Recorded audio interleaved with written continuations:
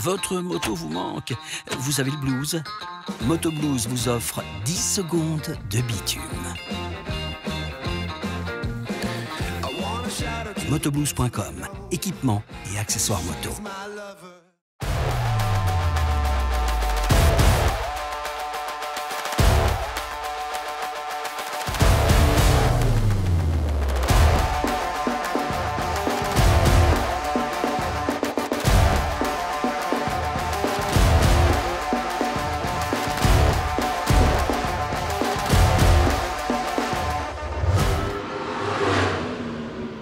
Vous l'avez entendu? Voilà. Nous sommes à Misano, en Italie, sur ce circuit qui est vraiment magnifique pour l'essai de la nouvelle Aprilia RSV4. Alors, il y a toujours deux versions de la RSV4, mais il n'y a plus de distinguo entre les deux. L'une a des suspensions pilotées, des jantes forgées, et l'autre non. Évidemment, celle qui a tous les meilleurs attributs, c'est la Factory. L'autre, c'est la version standard. On y reviendra un peu plus en détail sur la différence entre ces deux versions. Pour le moment, on va s'attacher à l'esthétique de cette machine. Alors, comme vous pouvez le voir, il y a eu pas mal de travail. Elle ressemble beaucoup donc à la RS660. On attendait tous la déclinaison de ce design. C'est chose faite. C'est vraiment magnifique, notamment avec ces feux qui remontent là en strie sur la face avant. Ça fait un ruban de LED, c'est magnifique. Et puis surtout, la machine est toute fuselée. Elle est beaucoup mieux gainée sur les côtés encore. On a plus d'élégance encore sur la boucle arrière également, avec une nouvelle selle. C'est d'autant plus confortable. C'est toujours agréable quand même. On a pas mal de recul. Et puis surtout, ce coloris, précisément, qui évoque les RS de 150, 125 de la belle époque, avec ce violet qui est assez réussi, mais en avant, les ailerons qui ont été parfaitement intégrés, ces appuis aérodynamiques là, qui sont en vermillon, c'est assez splendide. Là, vraiment, la machine passe encore un cap en esthétique. Moi, je trouve ça de plus en plus réussi, si c'est possible, mais c'est possible, voilà. Le châssis n'évolue pas énormément au niveau du cabre.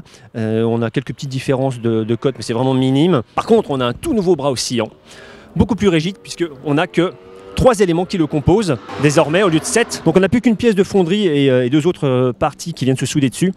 Et cette construction nouvelle apporte beaucoup plus de rigidité à l'ensemble, notamment au niveau de l'axe de roue arrière, qui en plus permet un réglage très important avec la fenêtre ici, que vous pouvez voir à ce niveau-là. Voilà.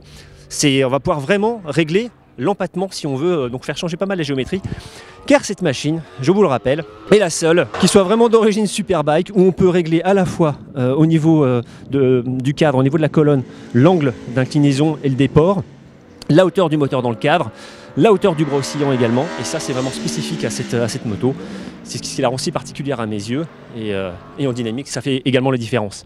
D'ailleurs en parlant de dynamique, on va parler du moteur. Alors celui-ci a été retravaillé, il n'est pas complètement nouveau, mais tout de même il a un nouveau vilebrequin, des nouvelles bielles, puisque Aprilia a changé un petit peu la course, il a allongé la course pour faire passer la cylindrée à 1099 cm3 au lieu de 1077. Tout ça pour passer Euro 5 sans perdre en performance. Et d'ailleurs, on a toujours plus de couple à un niveau de régime inférieur. Donc c'est vraiment remarquable, et ça sera d'autant plus efficace en course, voire sur route. Mais cette machine ne s'adresse vraiment pas à la route, je peux vous l'assurer. Pour le freinage, on retrouve toujours des étriers Brembo style EMA. Donc un peu ce qui se fait de mieux à l'heure actuelle, avec ici des écopes pour refroidir, ce sont des écopes optionnelles, ça donne un look assez particulier à la machine, c'est vraiment génial. Et puis surtout, le modèle Factory a des jantes forgées, et ça évidemment en termes de masse suspendue et en réduction d'inertie, c'est très très important en dynamique. Alors ce qui va changer également, c'est l'ergonomie au guidon de cette machine, avec un nouveau réservoir, des épaulements moins marqués, un réservoir un peu plus affiné.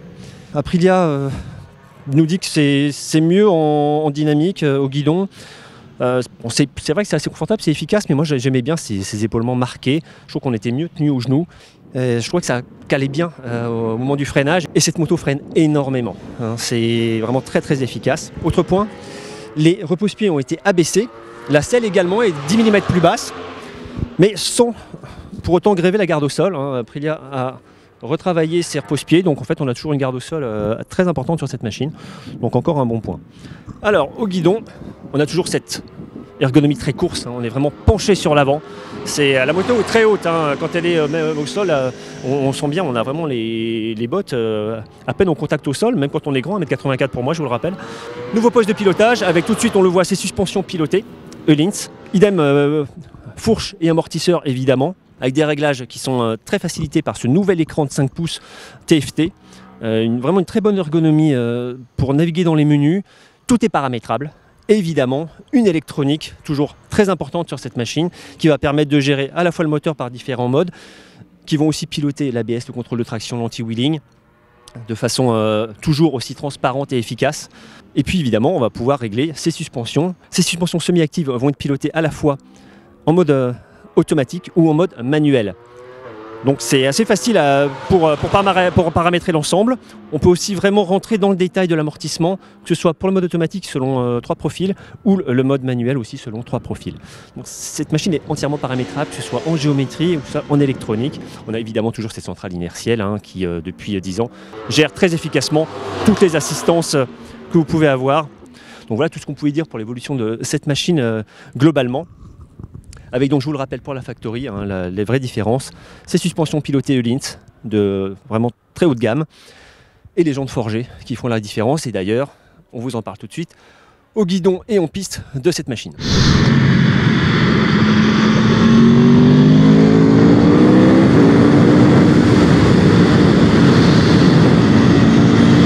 Allez, la 3, la 2, on jette à gauche. Bienvenue à Misano, au guidon de la nouvelle Aprilia RSV4 Factory. Bon, l'ergonomie a pas mal changé, ça reste toujours super efficace. J'aurais préféré des épaulements de réservoir comme avant, mais qui maintenaient mieux au freinage, parce que elle freine carrément cette brêle. Allez, double droite est super là.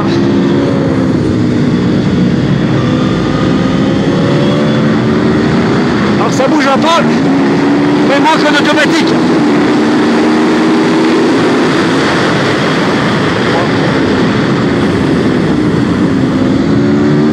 Ouais, c'est mieux comme ça, en manuel.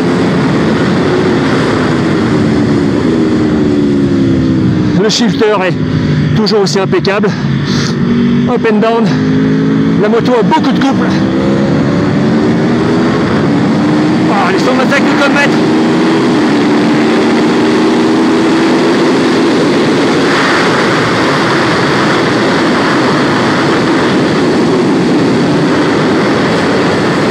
Je peux vous assurer que vous ne traînez pas.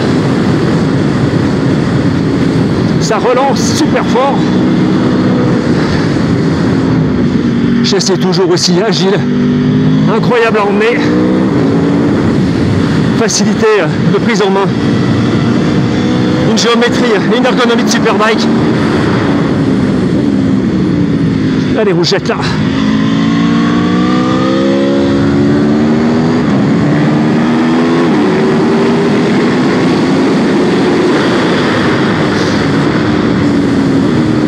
Dans les enchaînements, on a une agilité incroyable, qui est vraiment le point fort de cette machine. Aidé d'une électronique vraiment impeccable.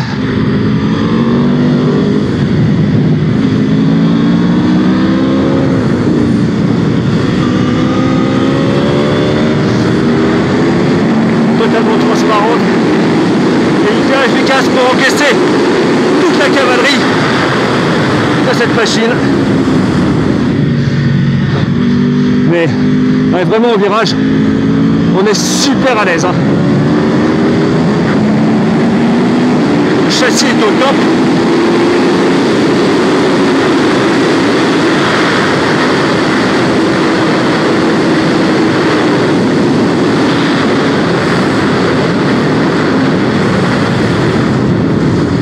Qu'est-ce que ça freine!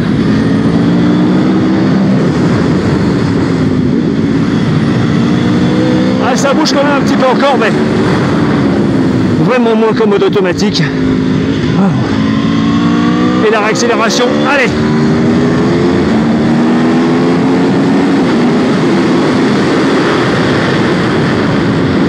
Ouais, la moto est beaucoup plus stable au freinage, c'est clair.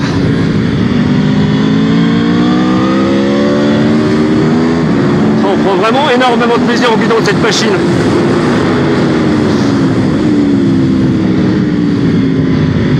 Mais c'est vraiment colossal, 217 chevaux. Waouh! Sur l'arrière qui se lève un peu.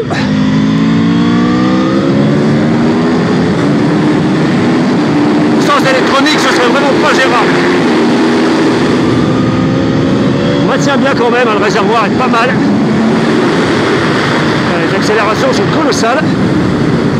Ouais. Quelle agilité, hein.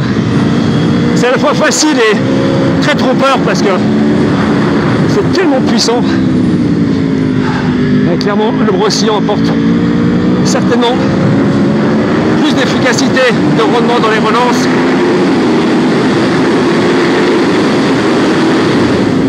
Ouais, c'est plein tout le temps, hein.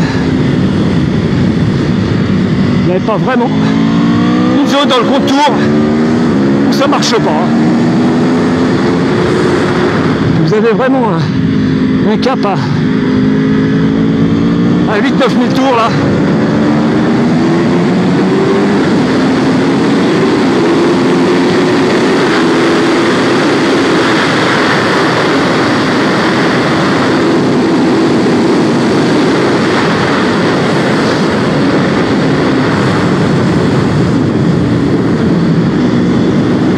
Donc pas facile, hein, pour vous parler en même temps qu'on suit le tracé assez exigeant de cette piste de Misano. Au global, une RSV 4 qui est toujours plus séduisante tant en esthétique que à rouler. Très très facile à emmener, mais assez trompeuse cette facilité. On a énormément de puissance, on a surtout un moteur qui est extraordinairement disponible en fait à tout régime, mais surtout quand on va passer les 10 000 tours, là il y a une petite explosion qui se fait, je trouve, mécaniquement. C'est hyper agréable, le son est fantastique évidemment. Une machine qui a progressé aussi donc en châssis avec ce Brosillon nouveau qui apporte clairement plus d'efficacité sur les relances, hein. L'ensemble fait qu'on contrôle encore mieux la machine en fait. C'est vraiment une globalité entre le châssis, la géométrie, les suspensions et l'électronique. On va quand même revenir sur les suspensions. J'ai eu un peu de mal avec le mode semi-actif engagé automatique, hein. J'ai préféré passer en mode manuel, c'est-à-dire qu'une fois qu'on est passé en mode manuel, on a pu cette adaptation constante de l'amortissement. Il est figé et selon des lois classiques qu'on retrouve sur une suspension normale, de très haut de gamme évidemment. Et la moto me paraît plus neutre, elle me paraît plus facile à diriger, on a moins de changements inattendus dans certaines réactions. Donc voilà ce qu'on pouvait vous dire au terme de cette prise en main un peu rapide de cette Aprilia RSV 4. Le tarif de cette version Factory est de 23 999 €. La version standard est à 18 399 €. Un gros gap, hein, je vous le rappelle, les suspensions font vraiment la différence. C'est vrai que le modèle standard est en Zax, ici on est en Öhlins piloté, puis l'électronique associée, donc tout ça fait grimper la facture. Et évidemment les jantes forgées qui certes font gonfler aussi la note, mais apportent tellement plus en dynamique avec cette réduction d'inertie vraiment sensible. Voilà, une moto qui est toujours aussi passionnante à emmener, aussi plaisante à entendre résonner sur la piste. On vous en dit bien davantage en ligne sur le site lerepairedesmotards.com. N'oubliez pas de vous abonner à la chaîne YouTube. Et moi je vous retrouve très bientôt pour un nouvel essai. Bye bye.